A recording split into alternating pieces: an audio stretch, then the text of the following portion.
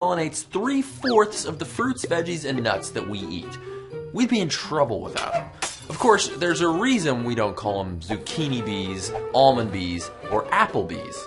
They also give us honey. One healthy hive will make and consume more than 50 kilograms of honey in a single year, and that takes a lot of work. Honey is made from nectar, but it doesn't come out of flowers as that golden sticky stuff. But after finding a suitable food source, bees dive in head first, using their long, specially adapted tongues to slurp up tiny sips of nectar into one of two stomachs. A single bee might have to drink from more than 1,000 flowers to fill its honey stomach, which can weigh as much as the bee itself when full of nectar. Now, on the way back to the hive, digestive enzymes are already working to turn that nectar into sweet gold. When she returns to the hive, the forager bee will vomit the nectar into the mouth of another worker, and that bee will vomit it into another bee's mouth, and so on.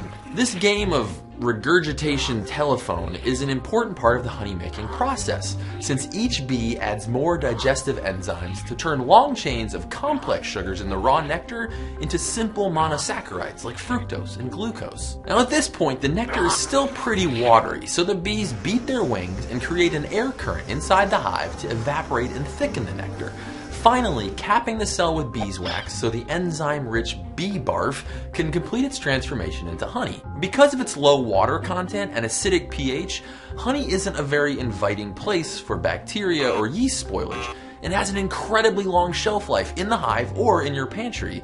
Honey has even been found in Egyptian tombs dating back thousands of years, pretty much unspoiled. Although I wouldn't personally eat it, just in case. For 1 pound of honey, tens of thousands of foraging bees will together fly more than 3 times around the world and visit up to 8 million flowers. That takes teamwork and organization.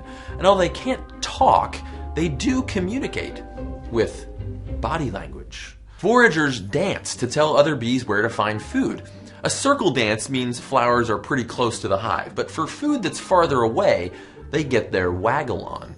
The waggle dance of the honeybee was first decoded by Carl von Frisch, and it's definitely one of the coolest examples of animal communication in nature. First, the bee walks in a straight line, wagging its body back and forth and vibrating its wings, before repeating in a figure 8. Now, whatever angle the bee walks while waggling tells the other bees what direction to go. If it's straight up the line of the honeycombs, then the food is in the direction of the sun. If the dance is pointed to the left or the right, the other bees know to fly at that angle relative to the sun. The longer the waggle, the farther away the food is. And the better the food, the more excited the bee shakes its body. If that's not amazing enough, even if they can't see the sun itself, they can infer where it is and the time of day by reading the polarization of light in the blue sky. A single bee is a pretty simple creature, but together they create highly complex and social societies. There's 3 main classes in a beehive: drones, workers, and queens. Now when a new queen is born, she immediately runs around and kills her sisters because there can be only one. Now, during mating season, she'll fly to a distant hive to mate with several males and store away their sperm, which she'll use back at her home hive to lay more than 1,000 eggs a day throughout the rest of her life. Any unfertilized eggs, those that don't join up with sperm, will mature into male drones, which means they only have 1 set of chromosomes. But fertilized eggs are all genetically female. They're destined to become either queens or workers. Now, queens do the egg laying, of course, but worker bees are the backbone of the beehive. So what makes most females become workers while just one wears the hive crown? A baby bee's diet activates genetic programming that shifts its entire destiny. Every bee larva is initially fed a nutrient-rich food called royal jelly. But after a few days, worker bee babies are switched to a mixture of pollen and honey called bee bread. But queens eat royal jelly their whole life, even as adults. Scientists used to think it was just royal jelly that put queens on the throne, but just last year they discovered one chemical in bee bread, the food that queens don't get, that keeps worker bees sterile. Being a queen seems to be just as much about what bees don't eat as what they do. Making honey is insect farming on its grandest scale, with intricate societies cooperating to make a food fit for bear tummies big and small, with the pleasant side effect of pollinating most of the world's flowering plants.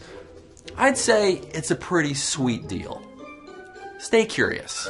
Hey guys, so PBS Digital Studios has a ton of great channels all over YouTube, and I hope that you watch all of them. But we want to know more about you, about who you are, what you like to do online, what you like to watch, and what you'd like to watch more of. So we put together a little survey. You'll find a link down in the description. Just take a few minutes of your time, and it would help us make better videos for you in the future. 25 random lucky participants in that survey are going to get some sweet PBS Digital Studios merch in the form of super stylin' t-shirts. I have a couple myself.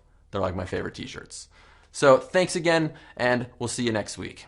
Stay curious. If you want to take a deep dive into all the awesomeness of bees, we've got a bunch of great videos here on It's Okay to Be Smart. Just click here, or you'll find a link down in the description, and you can buzz your way into some sweet science.